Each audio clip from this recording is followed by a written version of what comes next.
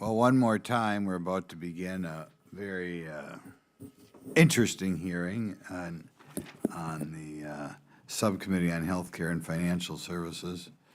And we're going to have a lot of people here, but there are other hearings going on as well today. I got 2 other hearings today. But what are we here? We're about 4 minutes late. We'll wait 1 more minute and then we'll start, because I think that's a good idea. And easy going.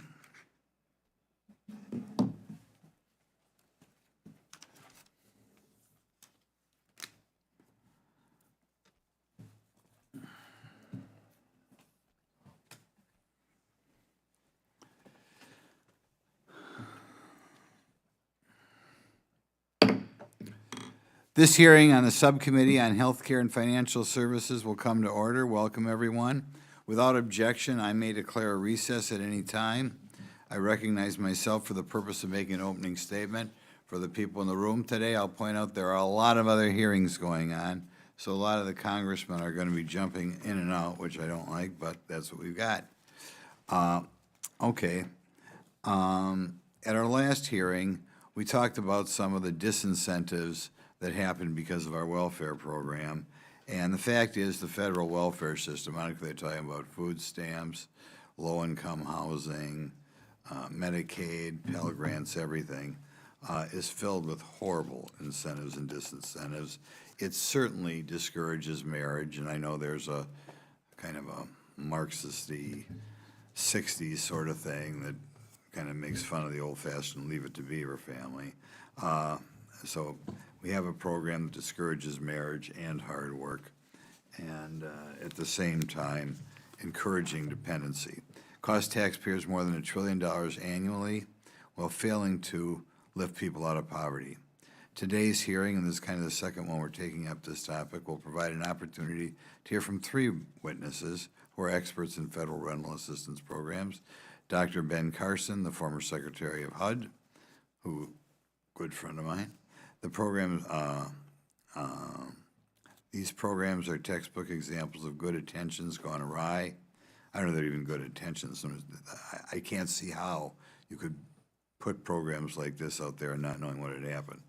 For example, Section 8 housing vouchers and public housing programs contain marriage penalties, making it foolish to get married. In many cases, individuals risk losing the Section 8 voucher if they marry somebody with even average income, and their combined threshold brings them out of eligibility for those programs. As we discussed during Part 1, marriage and a strong family unit are the well-established way to get people out of poverty, and not just out of poverty. We know that you're going to be raising children, less likely to commit crime, more likely to do well at school, less likely to have drug problems,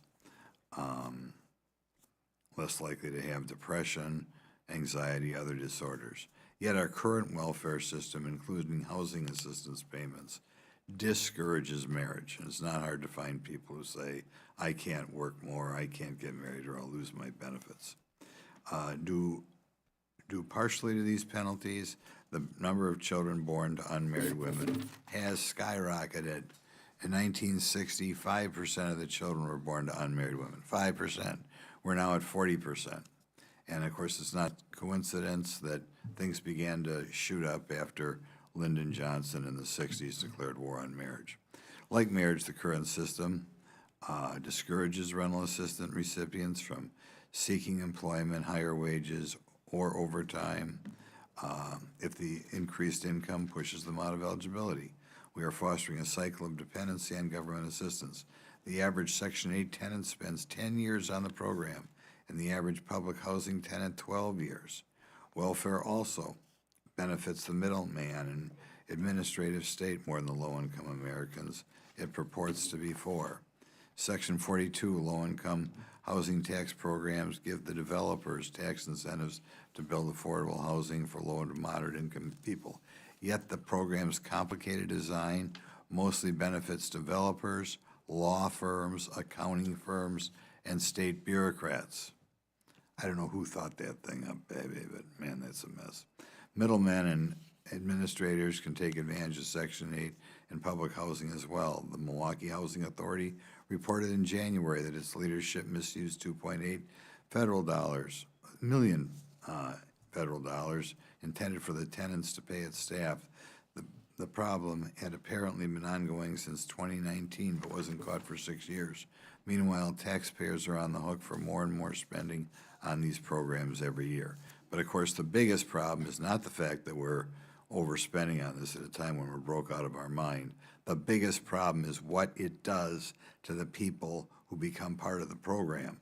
Rental assistance programs account for more than $53 billion of federal spending each year, which is just amazing. And nearly every program we will discuss today applies to dozens of other programs and hundreds of billions of taxpayers' dollars. We owe it to our constituents to be responsible stewards. During a recent interview, Senator Schumer criticized our constituents for expecting this of their elected officials. He said their attitude is, I made my money all by myself. How dare the government take my money from me? To that I say, I mean this is just horrible. Everybody knows back home people are mad at the welfare system. Of course, people are mad because they know people in the system who don't have to be in the system, which creates hatred and dislike of the system. And somehow we got to get back trust of the American worker. To do that, we must attempt to disentangle the web of welfare programs and find ways to fix it. I hope today's discussion will provide an opportunity to learn more about how the current housing assistance program is failing taxpayers and program participants alike, and how we might fix it so we stop discouraging people from getting married and discouraging people from work. And like I said, I think the current system is like designed by somebody who like makes fun of the Leave It to Beaver sort of family. And, you know, I think there were a lot of radicals in the 60s, Kate Millett and that crowd, who actively discourages keeping the man in the family. And it's like their dream program. I don't know whether Lyndon Johnson was intentionally trying to destroy the family in the 60s, but that was his effect. In any event, with that, I yield to my good buddy, Ranking Member Krista Morthy, for your opening statement. Thank you, Mr. Chair. Thank you for convening this hearing, though I must once again express my frustration with its premise. I myself am a product of the very life-sustaining programs this hearing is attacking. Programs that time and again have proven to lift individuals out of poverty, stabilize families in times of crisis, and build the foundation for long-term economic stability, mobility, and growth. At our last hearing, majority witnesses spent their time, in part, demeaning beneficiaries of the social safety net rather than offering bipartisan solutions to make these programs more effective. Slashing the budgets of these critical lifelines will not magically eliminate inefficiencies. What they will do is inflict real, immediate harm on our constituents, no matter if they live in red states or blue states.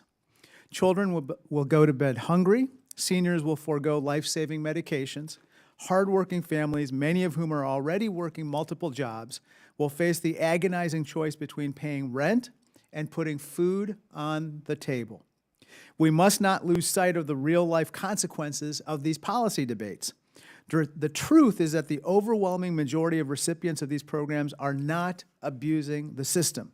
They are doing everything they can to survive and improve their lives while continuing to contribute meaningfully to our society.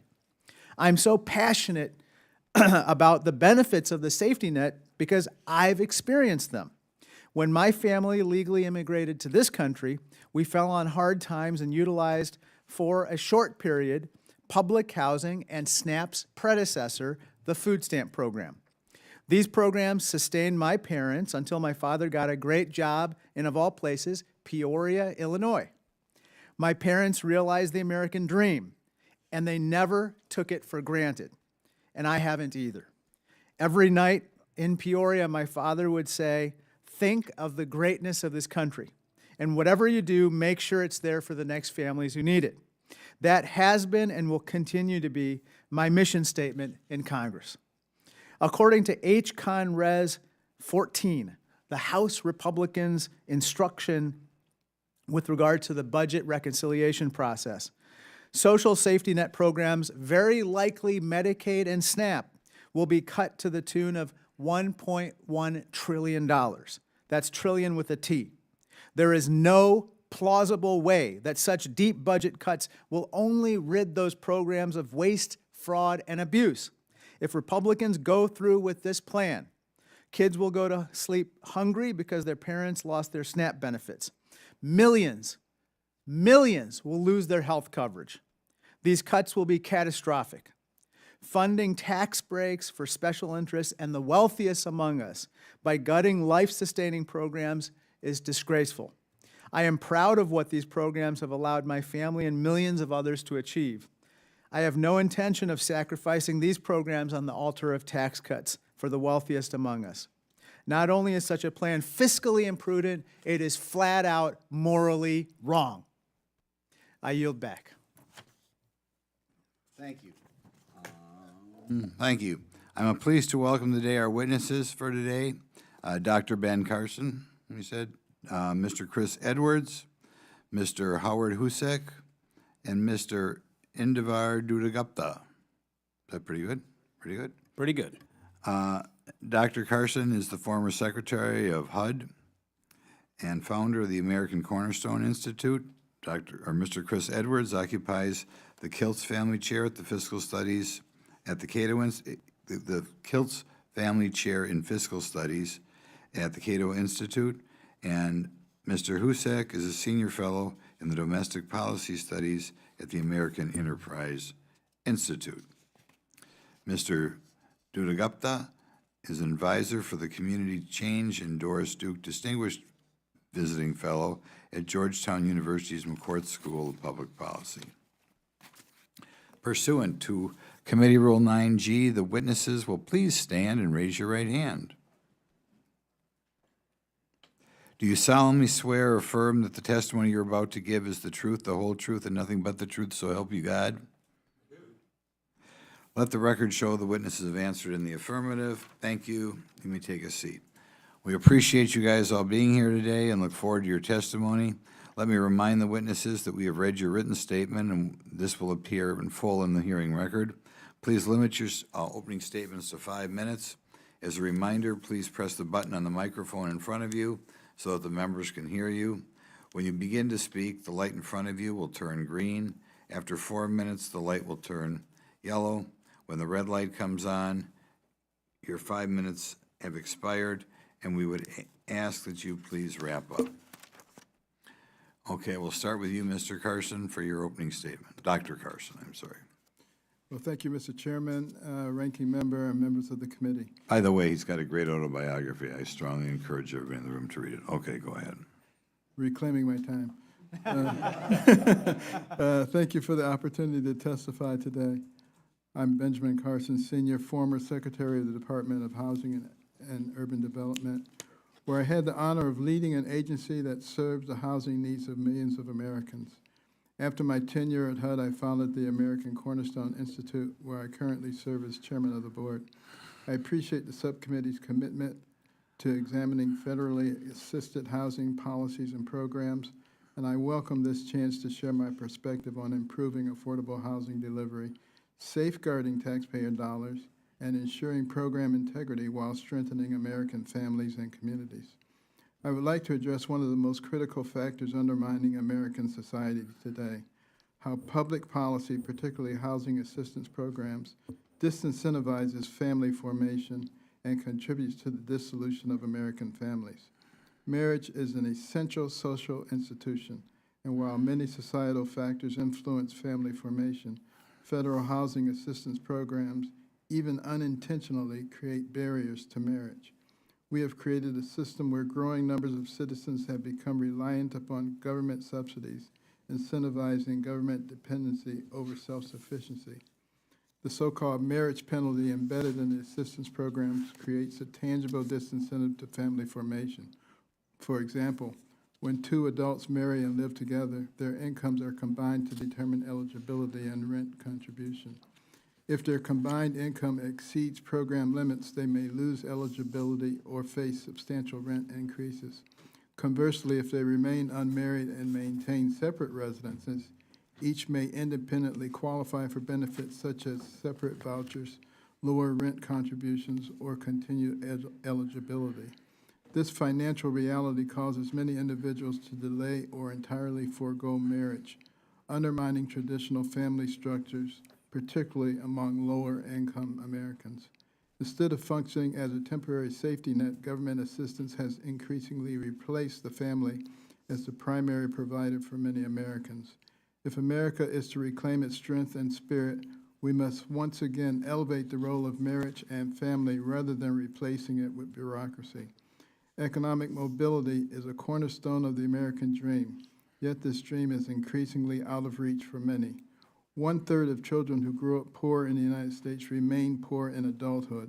Addressing this perpetuating cycle of poverty requires prioritizing programs that support economic mobility and self-sufficiency as the true key to escaping generational poverty. Programs that emphasize work, education, family stability, and home ownership are essential tools to breaking cycles of poverty and building lasting prosperity. It is with this vision that public assistance can transform from a final destination into a stepping stone. As we all know, one of the keys to the American dream is home ownership, as it represents more than a place to live.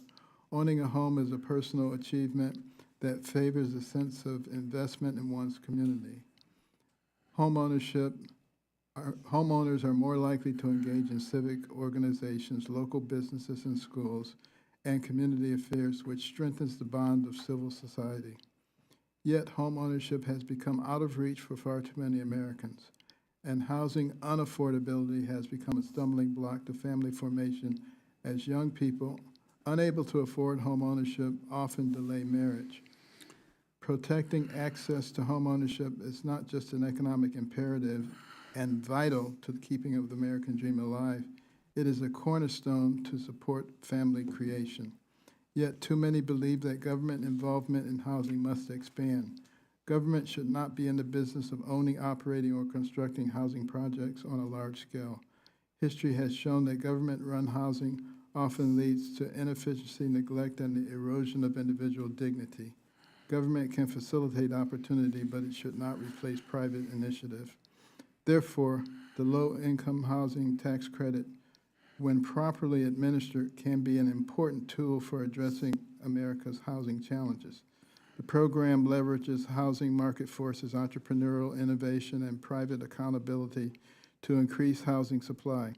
Private sector leadership through LITC allows communities to benefit from high-quality development and local expertise. By aligning incentives towards self-sufficiency, promoting upward mobility, and reducing long-term taxpayer burdens by avoiding the pitfalls of direct government construction, LITC can continue to play a role in building a future where housing is available, communities are strengthened, and the American dream remains well within reach. Programs that uphold dignity of work, strengthen traditional family structures, and offer real hope for upward mobility are the ones that truly serve American people. This is why I support the efforts of the President and Secretary Turner and the DOGE team in their goal of restoring fiscal health to America. This work is essential to safeguarding the future of the American dream and promoting true upward mobility. Americans rightfully demand responsible stewardship of tax dollars. Every dollar lost to mismanagement and fraud is a dollar that could have helped a struggling family secure stable housing.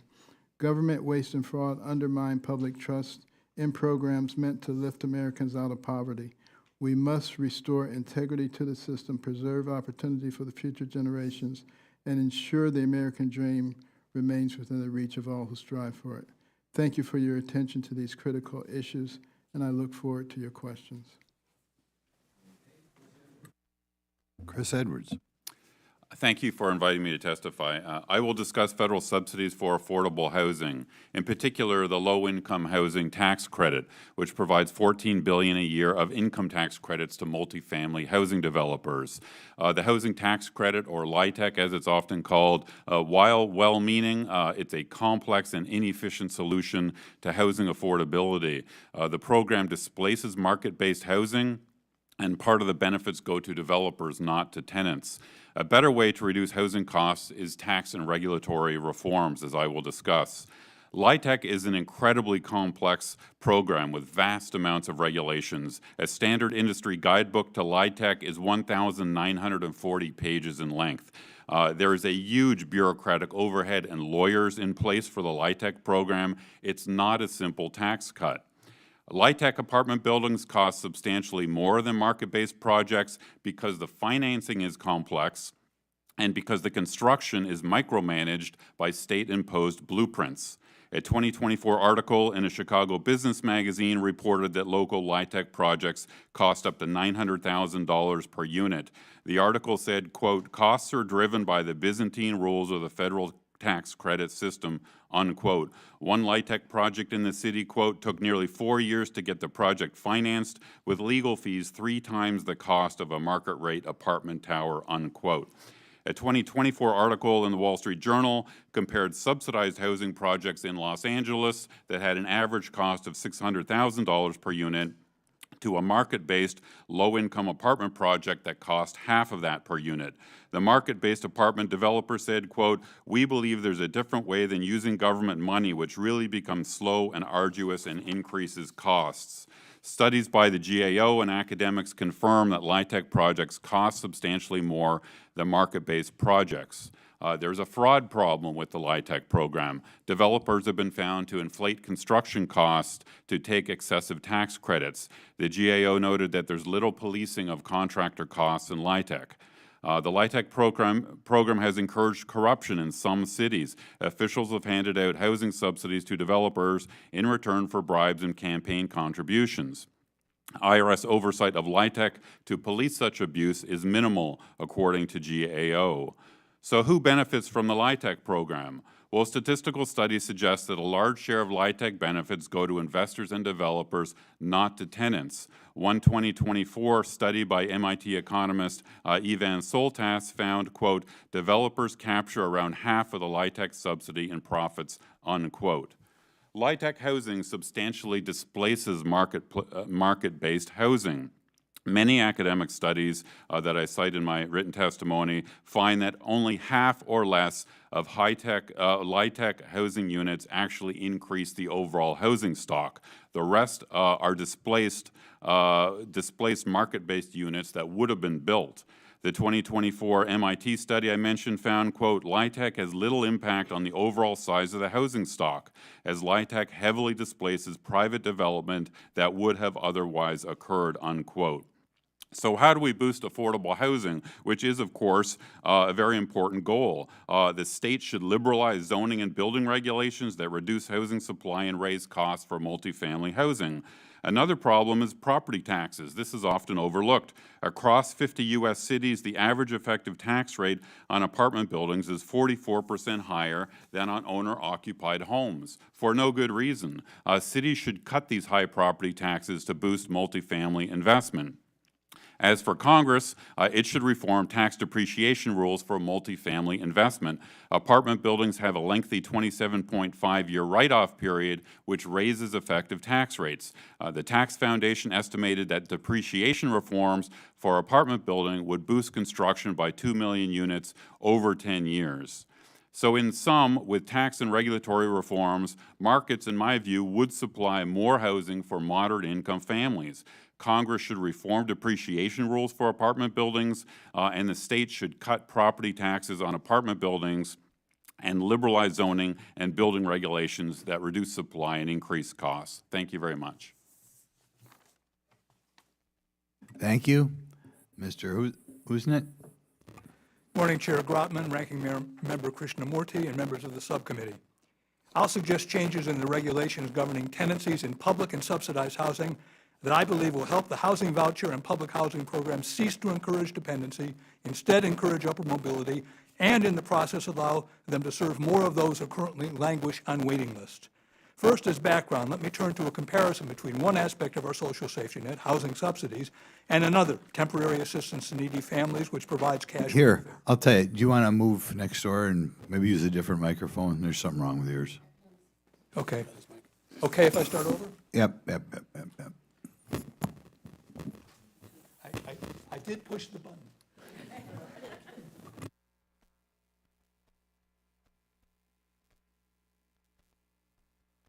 I don't want this attribution to me. That's right. Once again, good morning, Chair Grotman, Ranking Member Krishnamurti, and members of the subcommittee. I will suggest changes in the regulations governing tenancies in public and subsidized housing I believe will help the housing voucher and public housing programs cease to encourage dependency, instead encourage upward mobility, and in the process allow them to serve more of those who currently languish on waiting lists. First, as background, let me turn to a comparison between one aspect of our social safety net, housing subsidies, and another, temporary assistance to needy families, which provides cash welfare. It's little appreciated that we budget twice as much for housing vouchers alone, $30 billion, as for cash welfare, $16 billion. Although both are intended to alleviate poverty, the rules governing the two programs are strikingly different. Beginning with the Personal Responsibility and Work Act of 1996, there's been a 5-year time limit, as well as a work and education requirement for those receiving public assistance. The effect was dramatic. Welfare rolls declined from 13.6 to 1.9 million. Over the past 35 years, the child poverty rate has declined from 18.7 to 8.6%.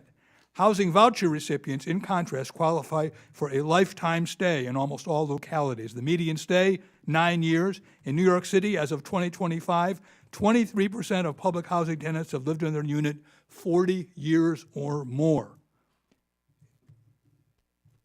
New research we are currently undertaking at AEI between myself and University of Chicago economist Bruce Meyer indicates that 87% of current voucher recipients, excluding the elderly and disabled, will, based on past data, likely spend more than 5 years in subsidized housing, including 73% who will spend more than 10 years. I've submitted this data in my written testimony. It's worth noting that according to HUD data, the largest percentage of non-elderly subsidized tenants are single parents with children. Only 3% of all tenants are two married adults. What's more, if even one resident of a multi-bedroom apartment is a legal citizen or a legal immigrant, the remaining tenants may be undocumented migrants. It's time to align the rules for our housing subsidy programs with those of public assistance. To begin to support housing policy in line with those values, we should begin by permitting a ceiling on length of tenure, a time limit, for new non-elderly, non-disabled tenants. A 5-year limit, as with TANF, makes sense. It would not affect the majority of new tenants. It would encourage planning for a post-subsidy future, as well as an out and up turnover to make way for those on waiting lists, such as those as the 22,000 households currently on active waiting lists in the city of Milwaukee and 6.5 million households on housing authority waiting lists nationwide. Currently, this should be complemented instead with a voucher and housing system to replace the 30% rule. Sounds like a good deal if you only pay 30% of your income, but that means as your income goes up, so does your rent. I don't think anybody on this committee would sign a lease like that. As household income rises, instead of paying more in rent, that what would have been an increase should be deposited in an escrow account, like a health savings account. And so on exit, that would be available for a down payment on home ownership, as Secretary Carson has emphasized. An increase in income would require employment, which should also be required. Nor should rents increase if marriage occurs, as the chair has so importantly pointed out. At the same time, there is a role for local discretion. Across the country, many housing authorities are using the Rental Assistance Demonstration Program to draw private capital into the renovation of aging, deteriorated housing projects. These require long-term guarantees of housing vouchers. These upgrades, which bring in private money, should not be undermined and may require local adjustment of time limits. It's worth noting that time limits are not unprecedented. They've been implemented, for instance, in San Bernardino, California, where most housing authority tenants moved out before the 5-year time limit, saw their incomes increase and their employment levels increase. Finally, at a time when waiting lists are long, the scarce housing assistance safety net benefit should go to U.S. citizens and legal immigrants. This is not to take a stand on long-term immigration policy and how we might deal with the undocumented, but to give priority to those who work hard and play by the rules, as President Clinton once put it. Taken together, these suggestions, I believe, should draw bipartisan support in order to encourage turnover, reduce waiting lists, and reduce penalties for earned income.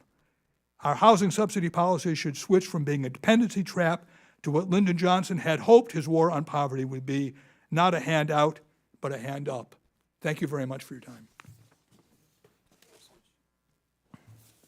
Thank you. Now we'll trade places again. Sorry. Okay, Mr. Dutta-Gupta. Thank you. Chairman Grothman, Ranking Member Krishnamurthy, and members of the subcommittee, thank you for the opportunity to testify today. I'm Indivar Dutta-Gupta, and I'm here as an advisor to community change and as a Doris Duke Distinguished Visiting Fellow at Georgetown University's McCourt School of Public Policy. So we're here to discuss America's basic needs programs. While the framing of the hearing focuses on the growth of the welfare state, I believe it's more accurate and productive to view these basic needs programs as essential components of a social protection system, helping families afford health care, groceries, caregiving, and housing, which helps stabilize communities and raises employment and earnings over time. Instead of cutting vital services like healthcare, food assistance, and childcare, Congress should improve their effectiveness by expanding them and removing burdens like asset limits that hold people back. This can be done by ensuring that the wealthy pay their fair share of taxes, helping us all afford these essential needs. Proposals moving through Congress now are moving unequivocally in the wrong direction and would inflict enormous harm. Now, the vast majority of our families depend on income from work, but the United States does far less than other wealthy countries to ensure adequate wages for our workers. For example, we rank 31 out of 32 OECD countries for our high share of low-paid jobs. Partly because of this, we need more robust investments in basic needs programs than other wealthy Western nations. And indeed, these programs should be understood as investments, especially in children and families, rather than solely as spending. The evidence shows that they provide dramatic immediate benefits, significantly reducing hardship. In 2023, programs like Social Security, SNAP, rental assistance, the child tax credit, and the earned income tax credit kept over 34 million people above the poverty line. Furthermore, these programs provide stunning long-term benefits. Research on the introduction of the food stamps program, now SNAP, shows that early childhood access led to increased educational attainment, higher adult earnings, and even greater life expectancy. The benefits to the participants have been estimated to be 62 times the cost to the government, and the net fiscal cost to the government was estimated to be 0. Similar evidence exists for other programs, including Medicaid, cash support, Head Start, and more. So Mr. Krishnamurthy's story is actually much more the norm with these programs. Proposed cuts to basic needs programs like SNAP, Medicaid, and housing assistance threaten to undermine these positive impacts. We're seeing a recurring theme in these proposals: bureaucratic work reporting requirements, harsh and counterproductive time limits, and shifting financial burdens onto states and localities who are ill-equipped to absorb them. For SNAP, proposals could take away or reduce food assistance for millions of low-income families, including by requiring states to pay a portion of benefit costs and expanding existing harsh work mandates. For Medicaid, proposals repeat failed work mandates and shift costs to states, in turn leading to reduced coverage and services. Housing assistance programs face potential funding cuts, rent hikes, and damaging time limits, which threaten to increase homelessness. Instead of cuts and new red tape, policymakers should prioritize strategies that boost employments and incomes. We need to raise the minimum wage, expand the earned income tax credit and child tax credit, fund jobs programs, invest in care infrastructure, and ensure housing affordability. Cash supports have proven effective with long-term benefits to children. Research shows that these funds are primarily used for essential needs and they can increase employment in some instances. Subsidized employment and other jobs programs have proven effective at preventing divorce and facilitating more two-parent families. Investing in care enables parents and other caregivers to work and creates jobs in the care sector here at home. A large, sustained commitment to expand affordable housing and rental assistance would bridge the gap between incomes and housing costs for many. In conclusion, we should embrace basic needs programs as an investment in opportunity. We should strengthen and expand proven strategies, and we should move away from outdated narratives and burdensome mandates on families. Rising costs are hurting families who are often just one paycheck away from a crisis. Basic needs programs have been there when Americans fall on hard times, and they provide millions of us the foundation we need to access and take advantage of opportunity in this country. We should protect and strengthen them so they're there and always there when we or our loved ones need them. Thank you. Thank you very much. I'm going to call upon myself to begin to ask some questions. Just a brief comment. I think you look, the Earned Income Tax Credit is just one more program. The more you work, the more you lose the money. If you marry somebody with an income, you lose the benefit. But I'll start with Mr. Edwards. This LITC stuff, I've really delved into it for the first time in the last week, and I have a feeling whoever came up with it and lobbied Congress to begin it was not the poor people it was designed to benefit, it was the property developers. But you've said that it benefits the developers and middlemen more than the average American. Could you elaborate on that a little bit? I think it's so true. The reason why that is because, as the recent MIT study that I mentioned, which was a very detailed study, it collected data from hundreds of LITC projects across 40 states, found that the average rent savings from LITC buildings compared to nearby private market unsubsidized buildings was only 12%. Other studies find there's really not that much difference between rent and LITC buildings. So the feds give $14 billion in tax credits, so where do the benefits go? A number of studies find that most of the benefits go to the developers because the system is so complex. We also know this is true because there's a huge, intense competition at the state and city level to get these credits by the developer. That's how we know they're extremely lucrative, because they all want to get these benefits. So that's been the general conclusion from the academic literature. Do you know about percentage-wise, and we're working on a change in LITC right here. Do you know percentage-wise how much the cost of a building is paid for by the tax credits about? Well, essentially, all of the cost of the building is paid by the I mean, the 9% credit covers 70% of the cost of construction. That's kind of the standard. But the investors get more benefits than just the credit. They get the benefit of the tax losses that flow from the projects, and they get the benefit potentially in 15 or 30 years from selling the buildings and getting a capital gain. My God, you mean 70% of the building is paid for by the government, but the developers and the syndicates are the ones who wind up owning it? That's right. The investors own it. The 9% credit gives a 70%, covers 70% of the cost of construction. And again, that's only part of the tax benefit that the investors get. Oh my God, no wonder so many people are running around here trying to keep that program going. Is there a better way to, if it's the government's business, a better way to set up housing to help people? Well, I mean, I talked in my testimony about deregulation and tax cuts. One thing that's striking that is often overlooked is property taxes on apartment buildings are far higher than single-family homes. There's no good reason for that. Property tax rates should be the same across the board. So there is a bias in local government tax codes against people who live in apartment buildings.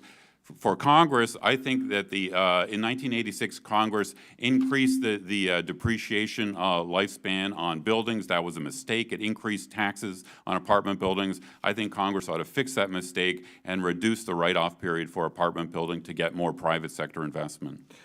Okay, Mr. Carson, you know, we're talking about housing here, and we can talk about Section 8, but we're also talking about SNAP. We're talking about a variety of other programs.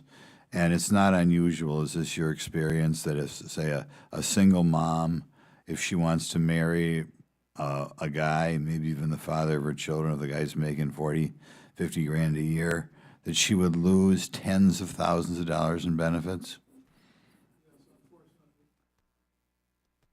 Unfortunately, that is the case. And it becomes a lifestyle, a way of living. You know, I grew up in poverty, and I listened to a lot of the people who were on these programs and the various schemes that they would come up with, rather than trying to figure out how to get out of poverty, rather than trying to figure out how to improve. Can you? I think we can't hear you. Can you press the? It is. Is pressed. that okay? Okay, go And- ahead. Go and it ahead. is. Go ahead. Yeah, but rather than trying to figure out how to improve their lives, improve their education, improve their income, they were always trying to figure out how to get around the various rules. I've heard that too. It's like a full-time job to make sure you keep the money coming. Yeah. Mr. Husock, yes or no? Are there marriage penalties in housing assistance programs like Section 8? Definitely, and it's because of the rule, the 30% rule. You pay 30% of your income in rent. So as your income goes up, you pay higher rent. If you get married and there's two incomes, you pay higher rent still. Does that sometimes cause people not to get married, you think? I think logically, it is a disincentive to marriage. Right, and I think if more congressmen got out of the showing up at fundraisers and spent time with average people, they would come up with tons of examples of people who are specifically not married to keep these things going. In any event, I used up my time. We're going to give ourselves a chance to ask questions later, but I'll turn to Mr. Krishnamurthy to ask his question. Thank you, Mr. Chair. Good morning, Mr. Edwards. The title of this hearing is, quote, "Examining the Growing Welfare State." And I actually have an article here which talks about cutting corporate welfare. You remember this article, right? And in this article, it says, one ripe area for reform is corporate welfare, which a new Cato study estimates costs the federal budget $181 billion a year. That's what you said, right, in this article? Absolutely. And your study helpfully breaks down by age the number $181 billion by agency and program, right? That's right. Unfortunately, however, HCon Res 14, this is the Republican House budget resolution, does not use your study, believe it or not, to find savings. For example, you've identified subsidies to different corporations, but this particular budget resolution doesn't actually use your study or any study to cut those subsidies. You don't dispute that, right? No, right. I think Congress should cut corporate welfare and low-income welfare. Well, let me talk about corporate welfare for a second and what this particular budget resolution tries to do. HCon Res 14 targets social safety net programs. It directs the Energy and Commerce Committee, which oversees the Medicaid program, to cut $880 billion from its budget. You don't dispute that, right?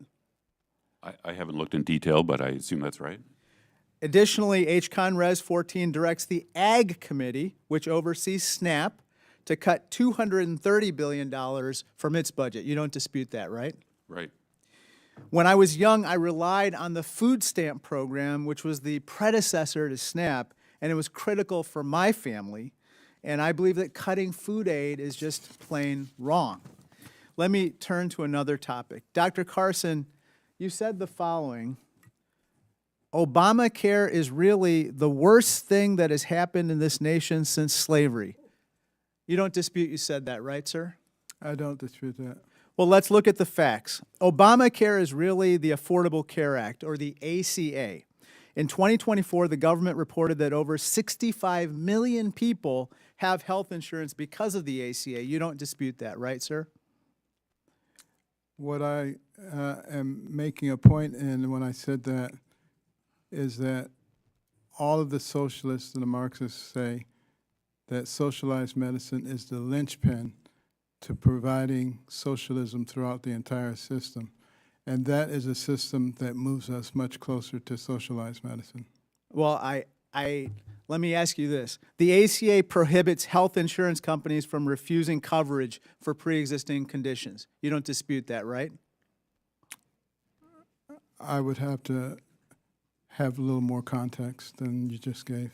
Well, believe me, the ACA prohibits health insurance companies from refusing coverage for people with pre-existing conditions.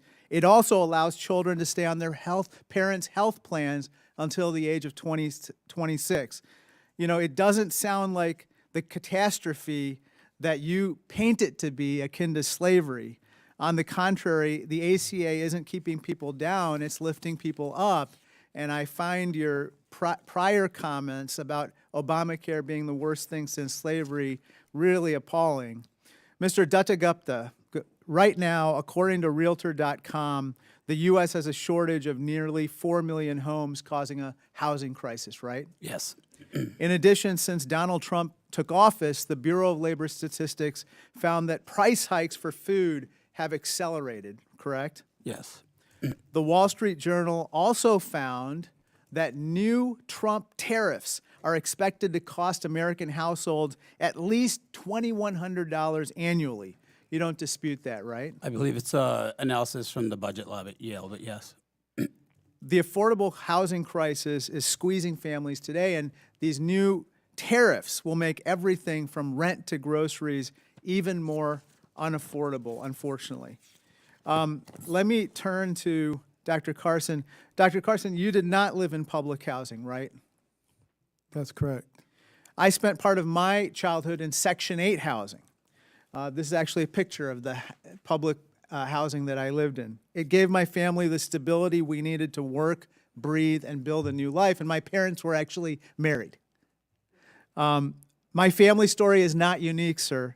HUD found that for every year a woman spends in public housing as a teenager, she generated $925 additionally in adult earnings than someone with unsteady housing. You don't dispute that, right?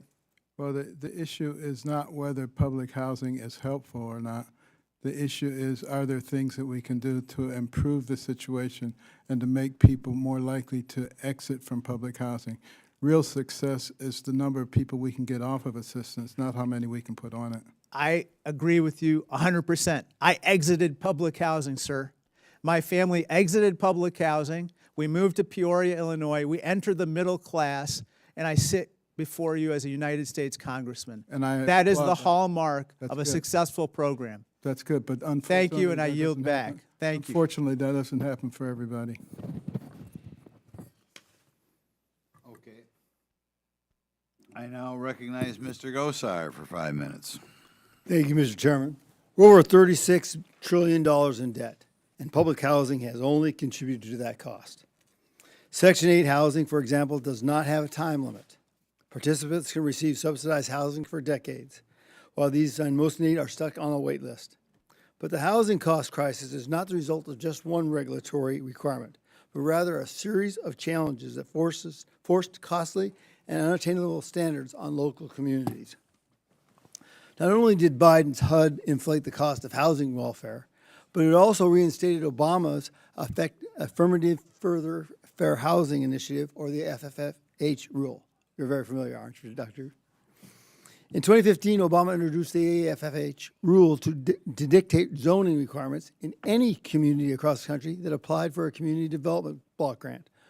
According to the Cato Institute, Mr. Edwards, AFFH required federal and local agencies to spend $55 million each year to comply with its regulations, thus increasing local taxes, reducing property values, and causing greater harm than good in impoverished communities. Luckily, President Trump terminated this rule, and my legislation, the Local Zoning Decisions Protection Act, will codify that termination. I invite all my colleagues to join in on me, help me with that. Dr. Carson, it's great to see you again, and thanks for testifying. As Secretary, you worked to give Americans a hand up, not a handout. How does the AFFH rule harm local communities? Well, it's just a very good example of how the government insinuates itself into places where they don't need to be. You know, communities have developed on their own throughout the time that we've existed as a nation. Many of them thrived extremely well. They had people who came from different countries. They couldn't speak to each other because they didn't have the same language, but they understood one important thing, That's called the common good. It was a phrase used frequently by our founders. It means not what's good for this group versus that group, but what's good for everybody. AFFH has a bunch of bureaucrats who impose their rulings in a situation like that. The reason that those communities thrived is because if it was harvest time and Mr. Jones broke his ankle, everybody else harvested his crops. They didn't ask what his religion was or what his politics were. They said, this is my neighbor, they need help. That's the kind of communities we need to get back to, not government sponsored and dictated communities. That's absolutely great. Thank you.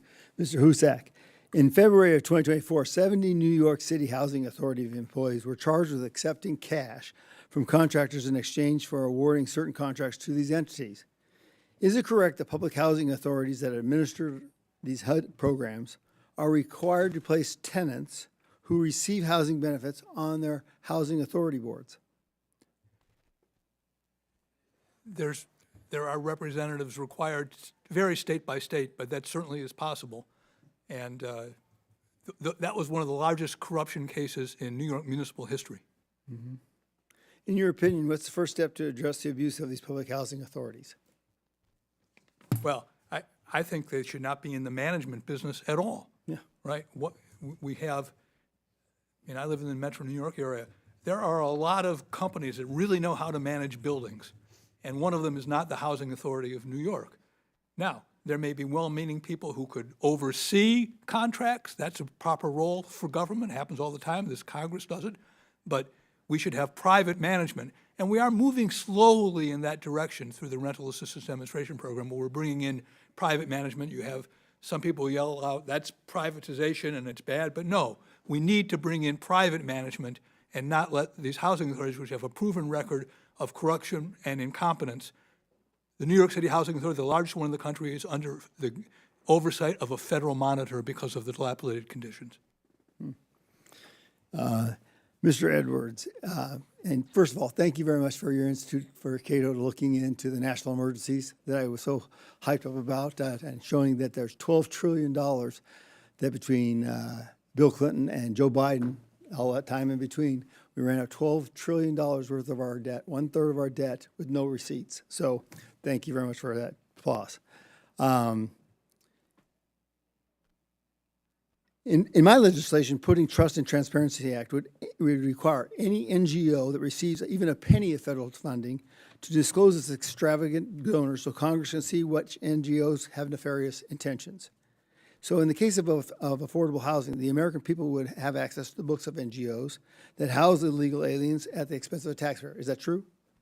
If that were to pass, is this a place to be looking? There's entities that receive federal grants do have required financial disclosure, but the threshold is very high. It's like $1 million or something like that annually. No, thank you. I'll have more questions later. Thank you. Yeah, the gentleman from Missouri. Thank you, Mr. Chair and Ranking Member.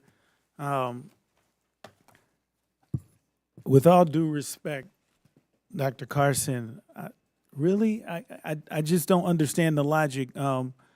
We're talking about schemes and housing assistance and people who need these programs, and labeling it as schemes is off-putting and offensive, to be perfectly frank. As someone who lived in housing projects and housing and families, my family when we were younger had housing assistance.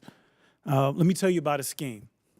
This woman that I know, she was a single mom at the time, and she took an entry-level position because that's the best position she had because she didn't have a degree at the time. And she worked her way up, but in the meantime, she didn't make a lot of money. And so she had a son who she worked so that he could go to undergrad, go to law school, and then eventually sit before you on this dais as a congressman. Then she went on, after she did that for her son, to get her degree and her master's degree. But without having some assistance early on, none of those things would have happened. And so when we look at the worst offender, or we cherry pick a particular offender and say, oh, well, this is the rule for all of these hardworking people who are just trying to move up in life and aren't asking for handouts, but just, and I'll even say this, it's not even about handouts. If the rules were fair, a lot of these folks wouldn't ask for anything. But a lot of them are starting from a position where they're handcuffed and their shoelaces are tied, and then they're told to go run a race and win the race. So it just seems disingenuous when we talk about schemes when we should be supporting these individuals.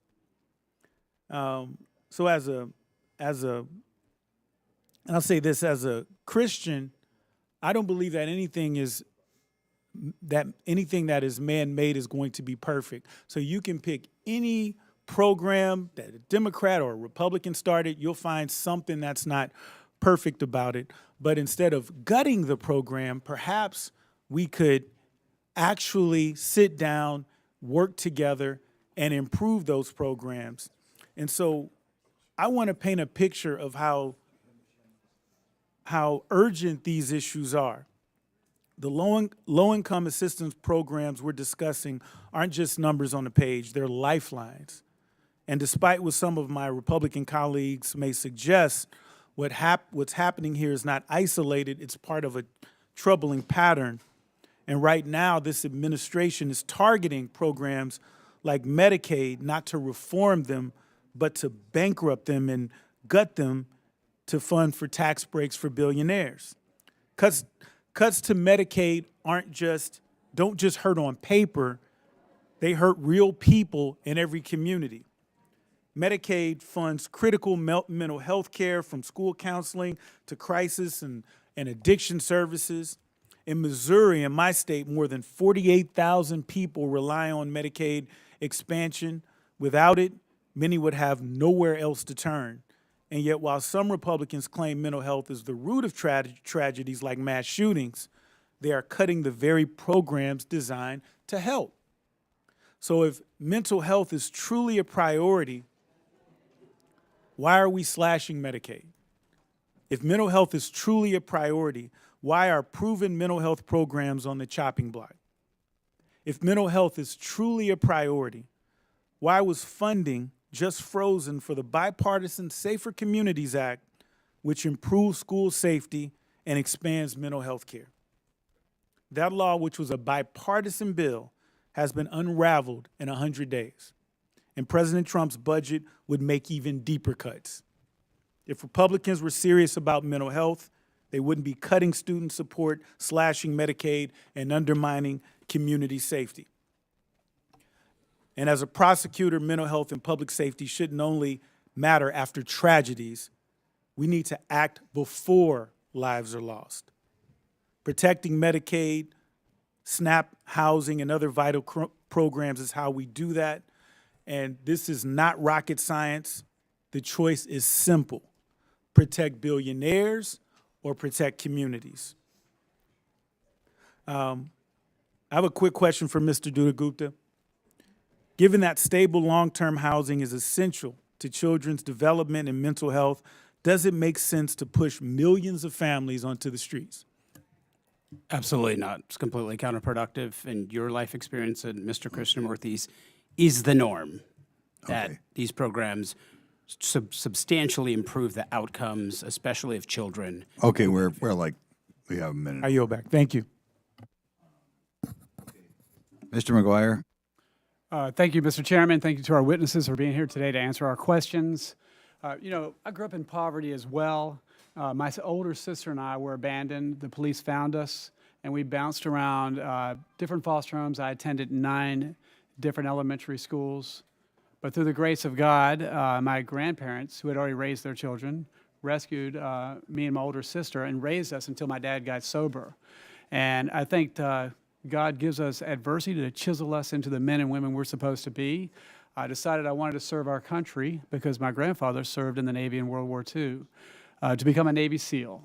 Typically 200 men per class, usually 20 graduate. One class graduated 0 out of 200 because not everybody gets a trophy. But what you learn in the military, it's not what you look like, it's what you fight like. And if somebody saved your life on the battlefield, you wouldn't care if they were pink or blue, male or female, if they called themselves a Democrat, Republican, or an independent. We're all Americans. We qualified for free lunches when we grew up. We did not have health care. And we, somehow, some way, we learned to improvise, adapt, overcome, and work hard. I want to commend President Trump's budget. President Trump's budget request ensures taxpayers will not continue paying for housing for illegal immigrants. It also ensures that the Department of Housing and Urban Development concentrates its funding on our most vulnerable, including the elderly, disabled, and foster children. Importantly, it puts a 2-year cap on rental assistance for able-bodied adults, which I believe will help address many of the challenges we are speaking about today. So I have a question for Dr. Carson. We really appreciate you being here today. Thank you so much for all you've done. We appreciate your expertise and what you did. You did a phenomenal job leading the Department of Housing and Urban Development during President Trump's first administration. Earlier this year, this committee looked at welfare programs like Medicaid and SNAP. What we found is there are incentives for these programs to discourage work, marriage, and other behavior that may reduce their need for welfare. In fact, we looked at every single safety net program, and witnesses said that every single one of them incentivized single-parent homes.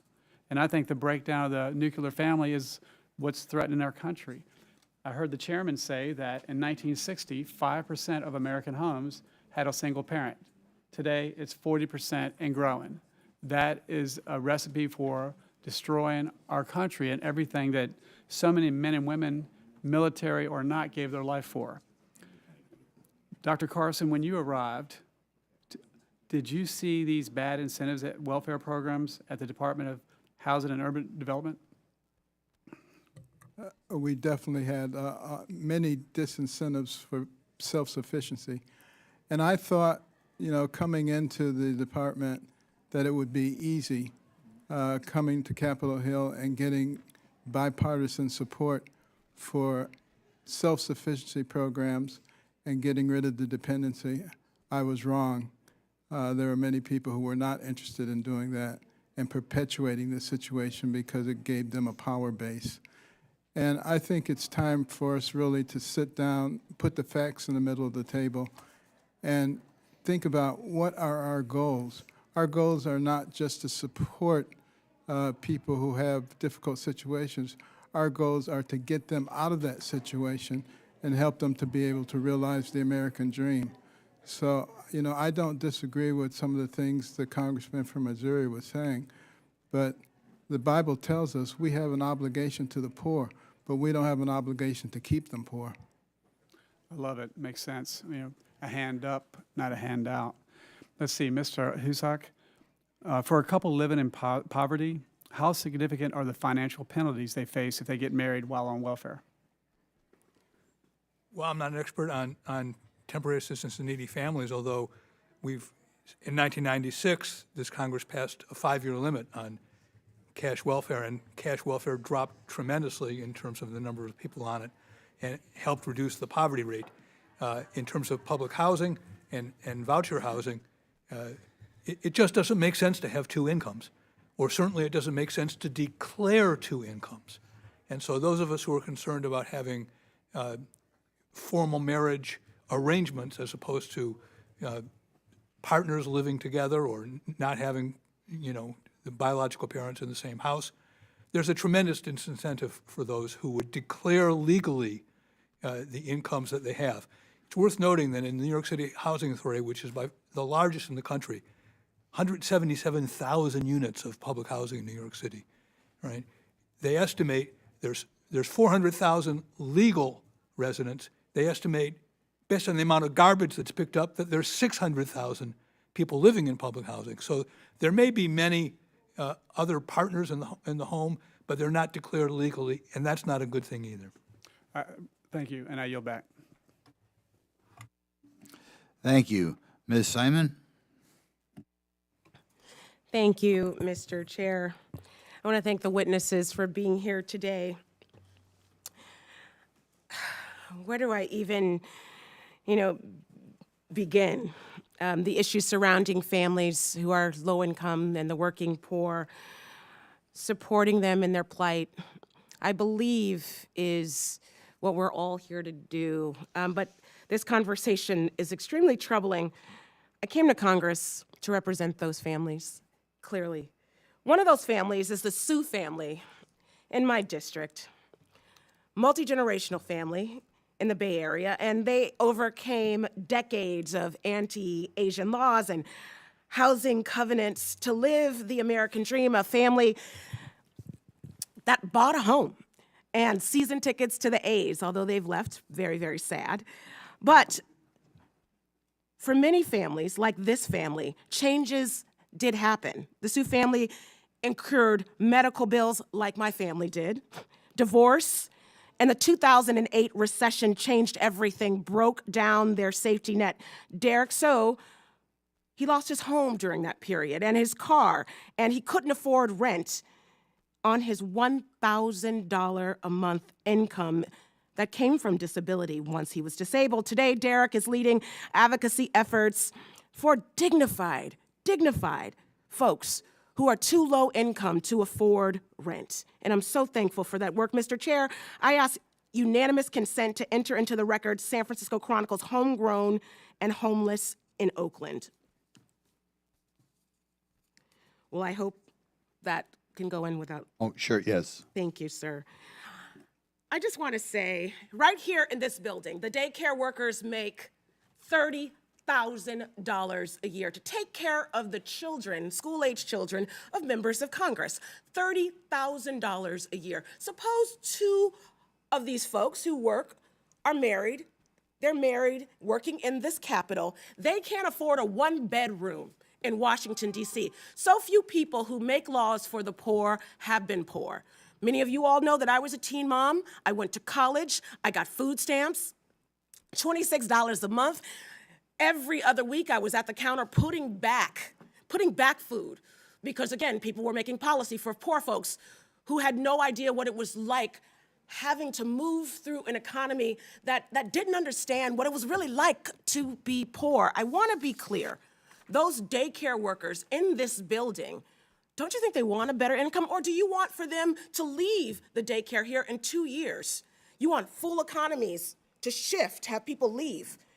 Because being poor, to many folks in this room, is a crime. Being poor or literally working at Walmart, where you still, when you work at Walmart, do you know, across this country, you still qualify for SNAP? These low-wage jobs that folks are working with their bodies cannot afford healthcare, cannot afford the rents in their community. I apologize to the folks who are watching this, who are strong and amazing and dutiful and patriotic folks. Folks are punching down on you, and it's not just not fair, it is extremely cruel. The permanence of poverty in this country is clear. There's a permanence of poverty of folks who, again, are working day in and day out, and in my district cannot afford $2,400 for a two-bedroom, for a one-bedroom.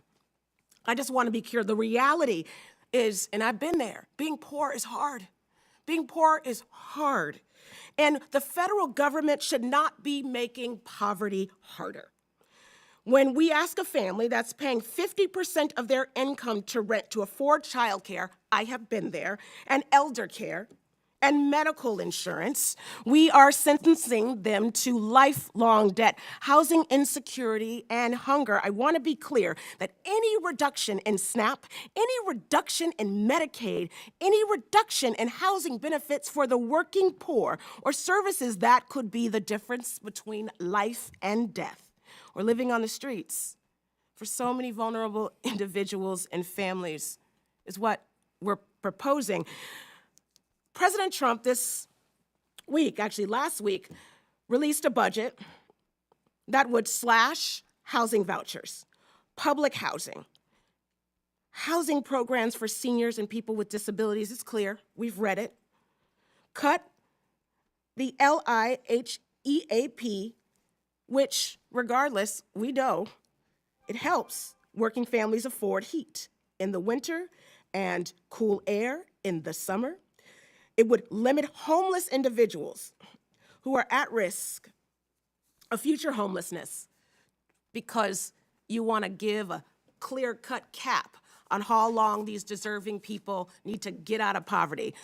Believe me, I've gotten out of poverty. It takes longer than 2 to 4 years. My constituents have been clear with me.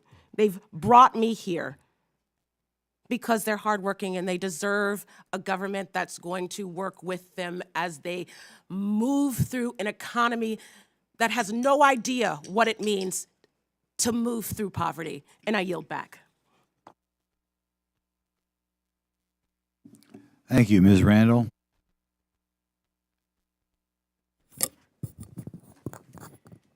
Thank you, Mr. Chair, and our guests. I'm also grateful for the remarks of my colleague, Ms. Simon.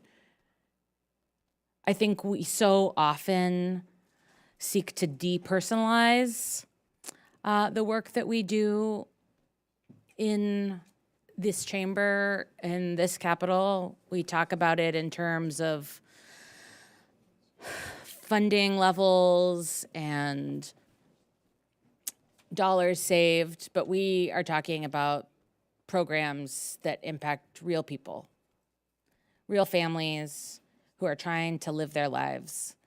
And, you know, in addition to the budget reconciliation package that we have seen and been discussing in committees that make steep cuts to Medicaid, SNAP, and other critical programs to pay for tax cuts for billionaires, the Trump administration's skinny budget proposal that they released last week would slash many of the federal programs that families around the country rely on.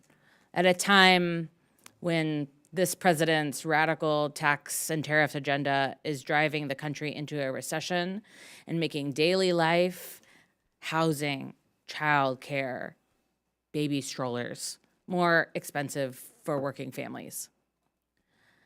This Republican budget reconciliation package that we're discussing would cut federal housing support by nearly $27 billion and limit rental assistance to only 2 years for, I'm using big air quotes here, able-bodied adults. What this means is that millions are going to get forced out of their homes. Millions more are going to be couch surfing or on the street. And I hear from a lot of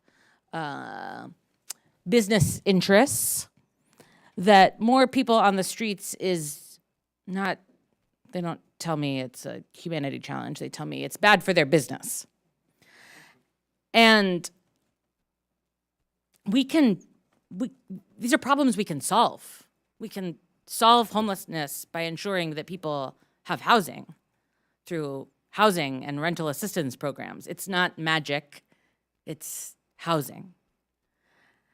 We can ensure that people aren't forced out of their tenuous living situations by continuing LIHEAP, the program that Ms. Simon was just talking about. It's a low-income energy assistance program. Now, I don't know if anyone on this panel has ever had to decide whether they pay for medication or medical appointment or your electricity bill, whether you can let it go for 3 or 4 days or whether you let it go for another month. Maybe you live in a state that has protections where they can't cut off your heater in the winter. Maybe you don't. Families are making these challenging decisions every day. And for us to come in here and hear lines of questions and testimony about the expanded welfare state as if human beings are a drain on our economy when they are just trying to build lives for themselves is truly horrifying to me. Housing programs in my district are saving people's lives.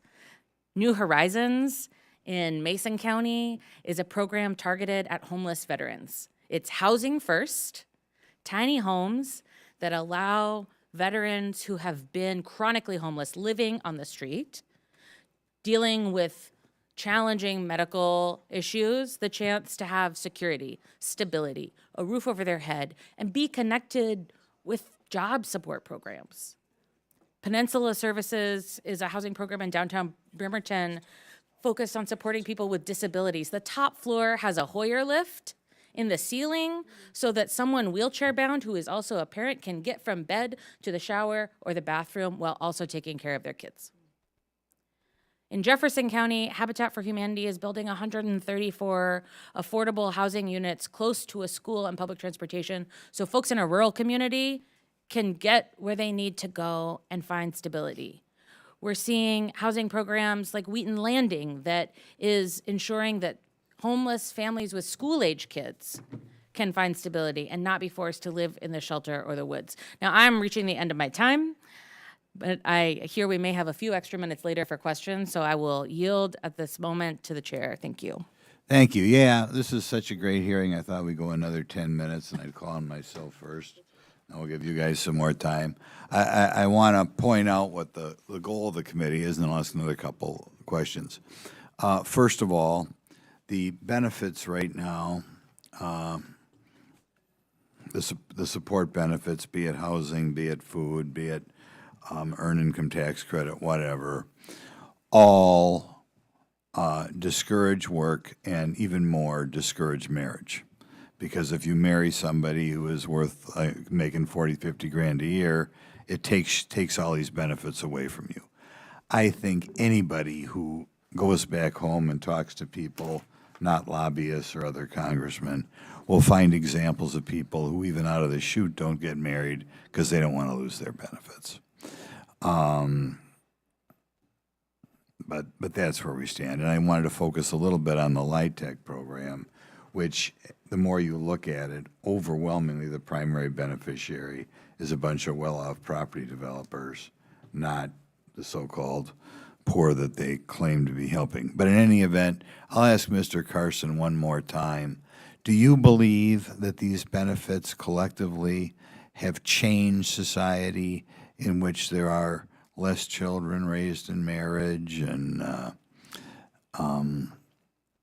over time more people adapting? Like you said, they spend time looking how to get the government benefits instead of getting a job. Do you think that's true, Mr. Carson?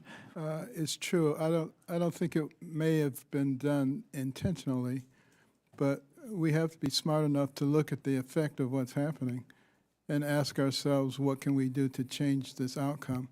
I don't think anybody disagrees with helping poor people and giving them a hand up. I think the issue here is, do we perpetuate that situation? And I think some people actually do not realize that if we continue down the pathway we're going with waste, frost, and abuse, our whole country will go bankrupt and everybody will be in a terrible shape at that time.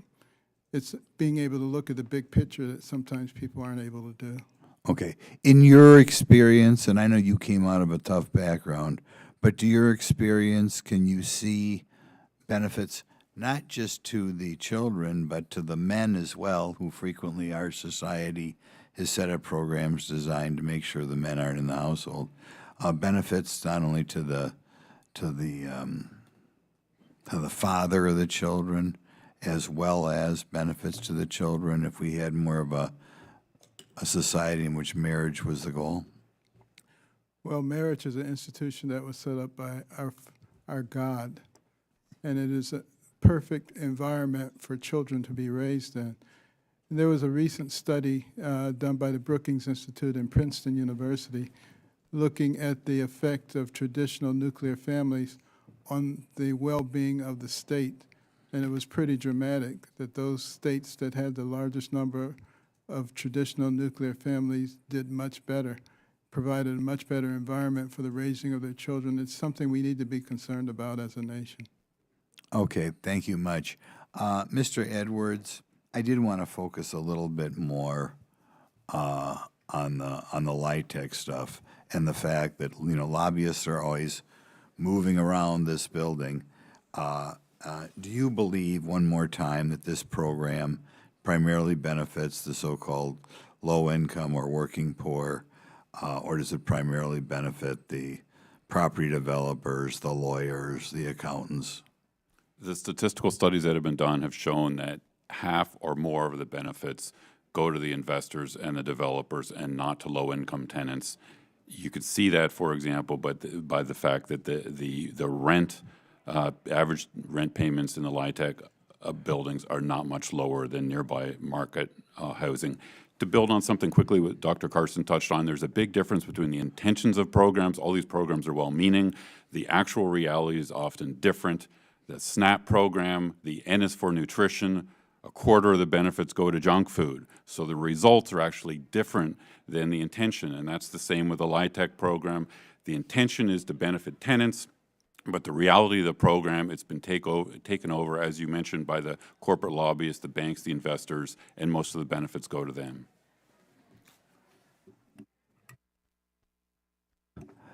We're going to go ahead, Mr. Gosar, but first of all, Mr. Christopher, do you want to say anything else? Briefly. Are you going to yield us 5 minutes total? Total, yeah.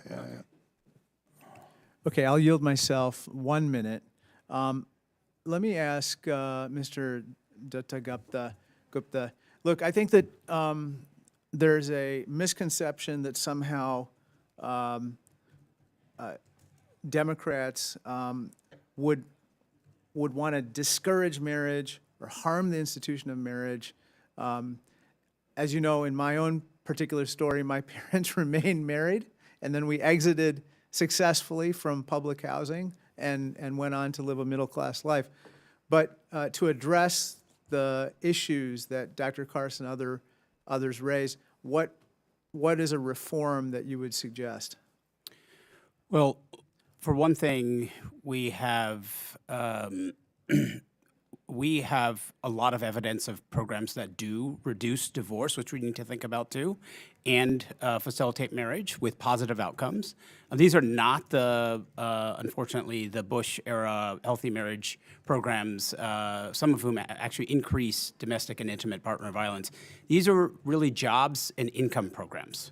So we have a track record with some jobs and income programs, particularly in the Midwest, that by helping people have health coverage, decent paying jobs, which the United States has way too few of, in fact, we found that then people chose to get married at higher rates, and they chose to stay together and avoid divorce at higher rates. So jobs and income support programs can be the best way to promote that outcome. Thank you. I yield back to you. Okay, we'll kind of, I guess Paul Gosar has another. Yeah, Dr. Carson, I want to give you ample time to come back at something that was said about Medicaid, slashing Medicaid. Only in Washington, D.C. is cutting a increase a cut.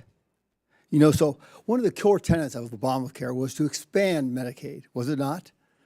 And during Biden's term, we saw a 60+% increase in the number of people that were placed on Medicaid. Key here is placed. Would you agree? Yes.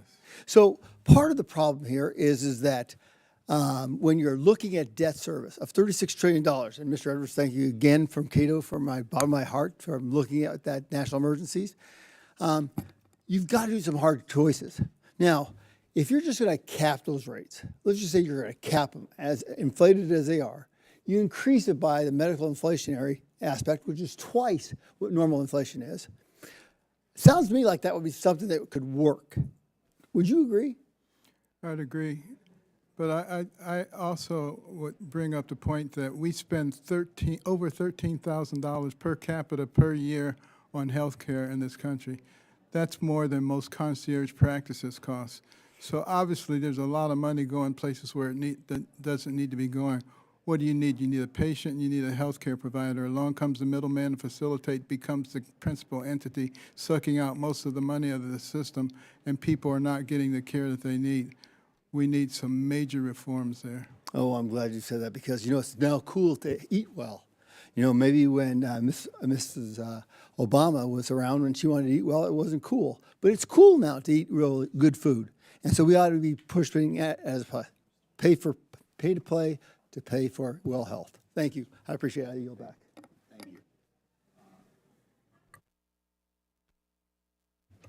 Thank you, Mr. Chair. You know, I talked tongue in cheek about schemes when I was referring to my mom. Obviously, I was making a point, but I do think there's a scheme when we talk about how these programs. It was mentioned that these programs benefit lawyers, they benefit developers, and I guess rich folks for the most part. So, I mean, another side of that is we could talk about the fact that how about improving these programs so that they don't, but instead it seems like Republicans are saying, okay, we're also going to give benefits to the rich in the form of tax cuts because those tax cuts they're not impacting or they're not helping poor folks. They're helping millionaires and billionaires. When we look at these tariffs that have been implemented wholeheartedly or holistically across everything without any kind of target or plan, the benefit does not go to poor and working class people because the cost of food, the cost of housing, that all goes on the back of poor folks. Folks who are making good money doesn't impact them as much, but folks who are trying to to take a step up and move out of public housing, move off of assistance, makes it a whole lot more difficult when the cost of food is ridiculously high. When we see kids get out of high school or college and there's no way they can afford a house. So how does this work out when we have these benefits that go to rich people? We say we're going to cut Medicaid, we're going to cut all these programs that help people make that step up, and then we turn around and say, oh, well, this is just a scheme and we need to gut all of these programs. I think it's completely out of whack. I think everyone on this dais and in this room should be focusing on working class families and the things that are going to help people move themselves out of poverty and not handcuff them to the situations that they're in. I yield back. Thank you. Okay, Ms. Simon.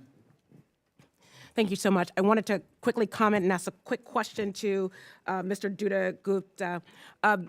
There's been conversations about SNAP, and I really love that you brought up that poor folks with SNAP just buy junk food. Mr. Dutta-Gupta, can you give us 40 seconds and talk to this room and folks who are watching about food deserts, particularly in urban and rural communities, and what's usually available to poor people? I understand that the administration that's in power right now wants to cut the program where farmers actually bring fresh fruits to communities that allow folks to use their SNAPs. Give us a little bit, educate us. Fresh, healthy produce in particular can be far more expensive than processed and ultra-processed food that's often shelf-stable and is often unavailable precisely where people with the lowest incomes live. So that would be a move completely in the wrong direction. And we call those food deserts, communities without grocery stores, with bodegas and corner stores and candy shops, but no fresh food. If you haven't seen it, Brian Stevenson says, let's get proximate. I'll take you on tours all across the country of food deserts. It's important for folks who are making policy around this stuff to see those places. Thank you. We have Ms. Randall. Thank you so much, Mr. Chair, for this extra bit of time. You know, some of my colleagues have mentioned programs that help get folks out of poverty, and you know, we talked about jobs that even in a two-parent household, two adult working household, barely allow you to pay for housing in your community near where you work. You know, maybe you have public transit, but in my district, you don't have a lot of public transit to get to your job as you get pushed farther and farther and farther out into rural communities. I spent a lot of time working in the state legislature on housing and food assistance programs for particularly community and technical college students. Students of all ages who were trying to build themselves out of poverty. 1 in every 2 college students in Washington state is housing or food insecure. That's half of the students. Those who persist anyway, many of them don't because they lose childcare subsidy because they're going to school and not working. They lose, some of the other assistance programs, which we have tried to expand in Washington state. But some of the programs that really work are project-based vouchers that allow working student parents who are doing like 6 jobs at the end of the day, a little bit of stability. Now, I think, I'm seeing some nods, I think some of these project vouchers are at risk of being cut. Can anyone on the panel attest to that under this budget reconciliation package? Mr. Dutta-Gupta, maybe? Well, under the skinny budget that the administration put forward, we know that for sure. And by the way, Ms. Randall, you've hit on exactly the sort of population that's doing everything right, everything we want them to do, and you put some new bureaucratic work reporting requirements, and you will ensnare them. You will bump off people who should be eligible and who deserve the support, and for whom, not that we need this in every instance, but we will get a huge return on investment. Sometimes we do things because it's the right thing to do, and in this case, that happens to be the smart thing to do economically. Thank you. Thank you, Mr. Chair. Okay, we'll yield to Ranking Member Krishnamurthy for your closing remarks.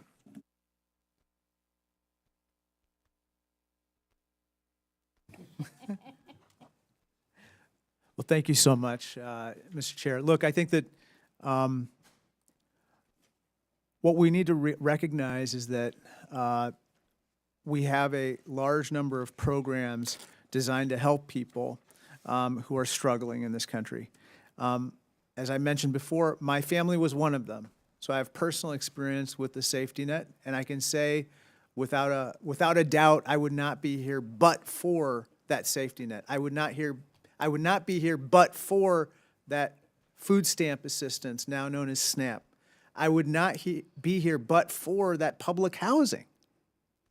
And so, my father would say, think of the greatness of this country, and whatever you do, make sure this country's there for the next families who need it.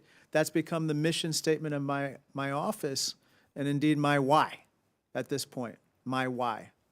And so when I hear repeated attacks on those programs and proposals to cut them to the tune of, we're talking $1.1 trillion with a T, we're talking about programs that are going to hurt real people and people just like me. And so I would just make 2 comments. One, do those programs require improvements that could make them more efficient? The answer is yes. But do those programs require such deep cuts that tens of millions of people who are already struggling would then fall further into poverty or become more sick or become more unable to work? No. And so we have to work together. I think people of goodwill among Republicans and Democrats to make the programs more effective, more efficient, and make sure that the people who need help get the help in a timely fashion. And so I welcome the opportunity to work with anybody on any side to make them hit their marks. But cutting them or sacrificing them on the altar of tax cuts is a bridge too far, completely unacceptable, fiscally imprudent, and morally repugnant. Thank you, and I yield back. Thank you. A few final comments. We have gone from a society in which the married couple was the norm to much less common. I do want to point out that there are many tremendous single parents out there. I'm looking at Dr. Carson, his mom, his grandparents real heroes in that regard. And we heard several other testimony from people up here on the committee. I do believe, whether it's right or wrong, I don't know, but we do have many examples of this country of particularly immigrants who come here. I'm thinking of Hmong in my district who came here straight from Laos, who needed some of these programs when they first landed here. However, there's been some question as to whether the overwhelming prejudice against married couples was intentional or not. I'd like to believe it was not. However, it's not hard to find like very powerful feminists in the 60s or Karl Marx himself who were very hostile to the traditional nuclear family. It was their goal to break it down.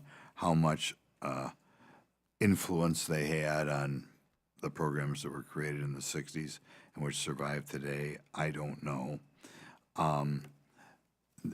But in any event, I hope everybody here, when they continue to work on public policy dealing with poor people, remembers that we should not be expanding or coming up with new programs designed to put a married couple at a disadvantage compared to couples without both mom and dad at home. And right now, it's not unusual to be at a $20,000 or $25,000 disadvantage, which is preposterous. And I did try to highlight the LITC program as an example of a program that I think benefits. It's corporate welfare at its worst. I kind of didn't like it when I found out that the credits were going to be equal to 70% the value of the cost of a building. And if you build a new building to help the poor, the government kicks in 70% of the cost of the building, but winds up none of the ownership of the building. On its face, it ought to cause people to wonder what in the world is going on here. So hopefully we can find, if we have to have low-income housing, a way for somebody else to benefit. Earlier today, we also talked about food stamps and the huge degree that you buy junk food with food stamps, which is not really helping anybody and probably causing people's health to decline. But again, I think just like the LITC, the program is sometimes used to benefit big corporations or well-off people, not the people it's designed to help. But in any event, I'd like to think, well, this is very good, very honored to have all four of you stay here to the bitter end. That's good. So now we will, with it, we got a little script here. With that, and without objection, all members have 5 legislative days within which to submit materials and additional written questions for the witnesses, which will be forwarded to these witnesses. If there's no further business without objection, the subcommittee stands adjourned. Thank you. Thank you. Sure. Okay, great. Okay, thanks. You can get me